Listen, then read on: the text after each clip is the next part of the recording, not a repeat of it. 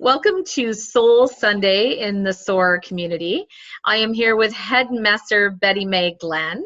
And as always, a huge pleasure to share some time with Mae. We just have such a great time sharing different stories and really like learning and growing. And for me, Mae really pushes me out of maybe out of my habits that I'm used to. And one of them, big one, I think a big one for many of us is judgment.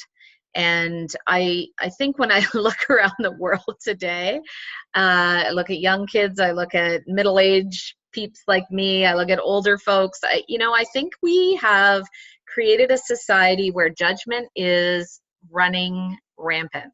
And one of the, I think, hardest things for me is judgment of me.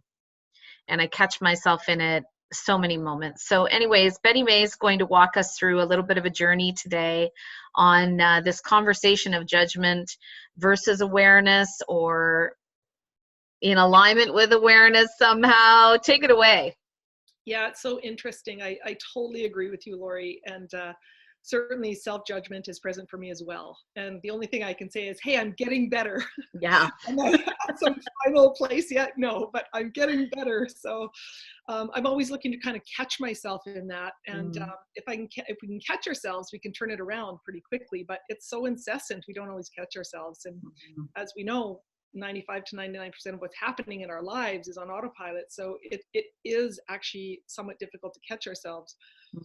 And it's interesting because a couple of conversations I've been having with people around judgment is they think I'm encouraging them to let go of judgment because then they can be a nicer person, right?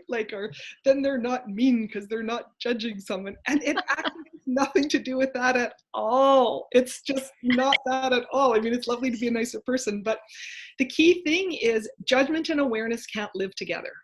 They can't cohabitate. You can't have both at the same time. And what do we know about awareness? Awareness is our transformational friend. So if you're trying to transform anything, to change anything at all in your life, the minute you get stuck in judgment, you don't have the awareness that you need to change the situation that you're in.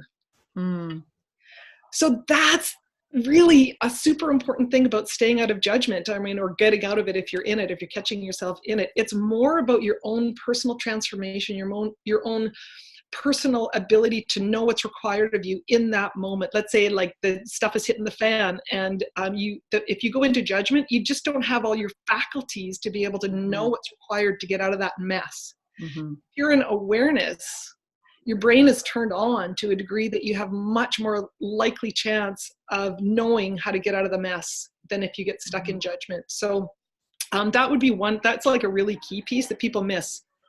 They think I'm talking about judgment just so that they're, oh, that person's not judgmental, they're a nice person. Right? And it's like, that's lovely. And there's something so much deeper about being in a state of awareness rather than judgment. Also, I had another lady just the other day, she was talking about how, well, that's fine, Mae, like awareness is great, but it can also be detrimental.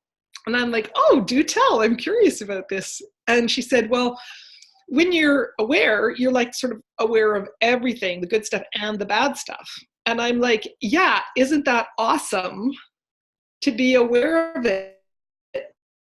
Stuck in judgment, the crappy stuff. And so she was making awareness wrong because she felt it launched her into judgment. But if she hadn't have gone into judgment, if she could have just maintained the awareness of like, this doesn't feel right, or this is off, or this is whatever, she keeps her brain turned on to know what to do about that. So I haven't seen a place where awareness is actually bad. Well, it's funny because even as you were saying that, I was thinking of, really when you started me on this journey of a deeper awareness, how many times I would catch myself in judgment and then judge myself for judging. And it was like this cycle of chaos going on in my head. And so as soon as you said the bad thing, I'm like, that's judgment. I caught it. That's what I was going to talk about. So awesome. So I was just going to say, but you know what the antidote is? So all of us, me too. Like, Yeah. I don't know anybody that this hasn't happened to, where it's like you catch yourself in a judgment, and then you judge yourself for judging yourself, and then you judge yourself more deeply for judging yourself, and it just becomes a mess. And so just, you did it perfectly. It's just like when you catch yourself in judgment, even if you notice yourself starting to go into that, oh, I'm judging, I'm not supposed to be judging. Oh, like when you're there, it's like, wait a minute, I caught myself. This is so awesome. And all of a sudden you're in a place of celebration that you caught yourself, and that really stops it in its tracks. Even the vibration of that, as both of us are talking, you can see the shift in vibration and experience it, right? That's so cool. So what, I mean, aside from having the awareness, knowing that we're on autopilot most of the time, is there anything that can help us get to awareness when, you know, we're not catching the awareness? Yes, there's. How's that for a question? Okay, 10 videos later. No. Excuse me, my nose is just a little. So there are actually a lot of ways, but let me just give a couple so people can have a sense of it. And one is something that I've been working with myself lately and working with some clients on is, as we start to notice the thoughts in our head, and this happened to me actually when I was sick. I had this thing running in my head where it was like, I can't take this anymore. I can't do this any longer. I can't bear this pain anymore. I can't. And honestly, Laurie, like, I know this sounds egotistical of me, but like, that was so foreign to me. I don't live in that I can't land. And yet there it was, like, it was really present. I can't. And so I started noticing the ruminations of my head. What do you say to yourself when you're in judgment? Write down the words that you say to yourself when you're judging. It's actually more important to know the feeling or the energetic. So it would be like, when you're in this energy, that might be something to become aware of. And probably your voice tone changes a bit, and your head movements are a little different than they normally are. But it's so insidious, we don't always notice that. But if there's a certain phrase, like for me, I have a thing of like, seriously? So now whenever I hear that, like, seriously, it's like, okay, is that judgment? Right. Or is that awareness? Because that's a word, a trigger word for me. So just knowing, and I have another one that goes like this. It goes like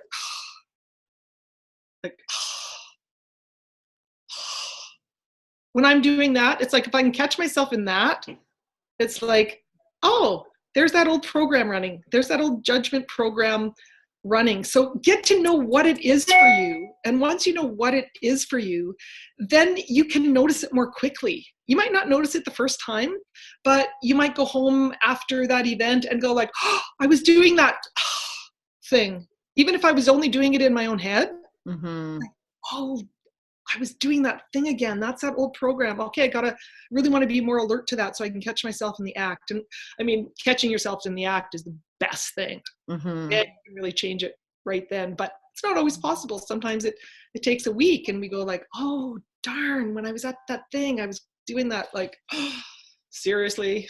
Like, what a nice look, eh? That's a good look. Yeah, but I can feel that feeling in my head. Like, I don't even have to see it in a mirror. But if you catch yourself in a mirror, like if you do happen to walk by you're walking down the street and you catch yourself in a window, and you're just like if you catch the expression, that's a really good way to turn it around. If you hear the words in your head of what is common that you say when you're judging somebody, that's a really good like, oh, I'm saying those words again. Am I judging here?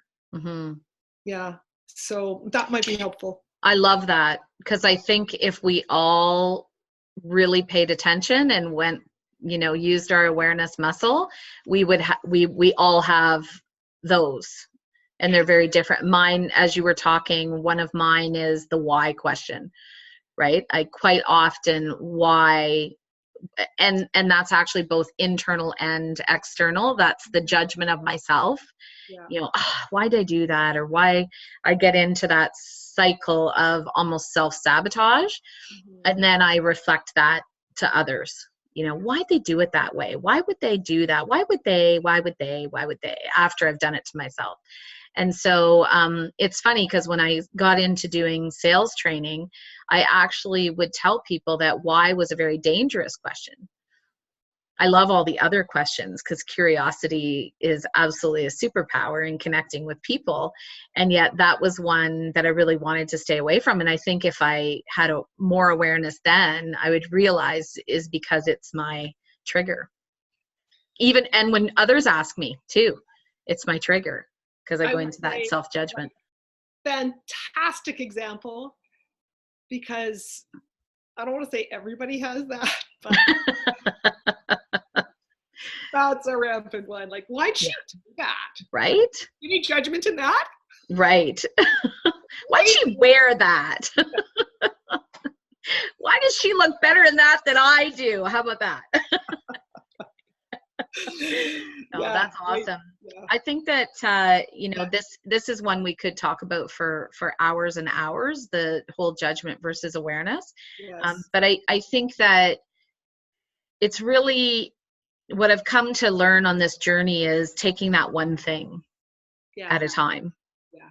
Beautiful. Love because that. otherwise it does become, you start judging yourself because you're not getting it, you're not getting there, and not even fast enough. Right. I know. That's another point. Actually, whenever you come to conclusion, like that's one for me. Like, I should know this by now, something like that, right? That's a conclusion. Yeah. There's no question in that. Like, what would it take for me to like be more aware of this quicker, faster, earlier? Right? Very different energy than I should know judgment. Yeah. No, it's like, hey, what would it take for me just to be able to like really be present, really be aware, really be aware just a little sooner next time maybe than I was this time. Love it. Yeah. Okay, I'm gonna switch gears and we're gonna keep going here. Okay, cool. Because something popped in my mind as you were saying that. What are some of the roadblocks to being fully present? Because I feel like judgment is one of them, and I don't know why this question's even popping in my brain right now, but I think we're all on this journey of wanting to be fully present and live fully present and capture the insight of the moment where we are and the connection of the moment and the person who's in front of us and all of that. So yes, give us a tip there. What can we do to just live in that? I love this question. It's so awesome. There's a very quick short answer, which is habit. We're in the habit of, this shiny thing, that shiny thing, squirrel, squirrel, squirrel, squirrel, squirrel, right? So we're in the habit of being distracted. And even in like, let's say grade school, high school, whatever, teachers might say, pay attention. Nobody ever teaches you actually how to pay attention. It's learn. But we're just told, pay attention, which sounds like a command. And when we get commands, tie your shoe, take out the garbage, it sets us into fight or flight. And so we're not fully present. When we're in fight or flight, we're just getting the heck out of the way. So we live 70% of our lives 70% of the time in fight or flight. And it's like that. And, my guy, Dr. Joe, he's from Italian heritage, and he does it really funny. He says, in my culture, it's like, tie your shoe, take out the garbage. Like, so you're always living on this like this fight or flight kind of thing. And so for presence, we need to come out of fight or flight, and we need to be able to come in, rest, adjust, repair. That's the part of the nervous system that we want to be able to turn on. That's the part of the nervous system that we need to have awareness to be in order to be present. Because if we're sensing danger, which is fight or flight, we can't be fully present. We're like either freezing, fleeing, or fighting. So that's one piece is just like we have to calm down our nervous systems to be able to be present. We've never been taught how to pay attention. So what is becoming more conscious? Well, it's becoming more aware. What is awareness? Awareness is simply paying attention. That's all it is.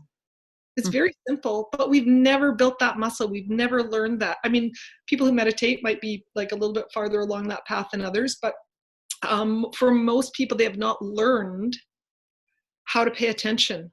So it's a great place to start with the body. How does the body feel right now? And anybody just kind of listening can kind of pay attention, like, how does my body feel right now? Perhaps you weren't aware until I asked the question, right? So no awareness until we actually bring awareness to it. And then when we bring awareness to it, we can sink into it. But when we sink into it, we slow down. What's happening out there right now? Everything's going faster and faster and faster and faster and faster. So there's lots of like reasons why we're not able to be present in the moment.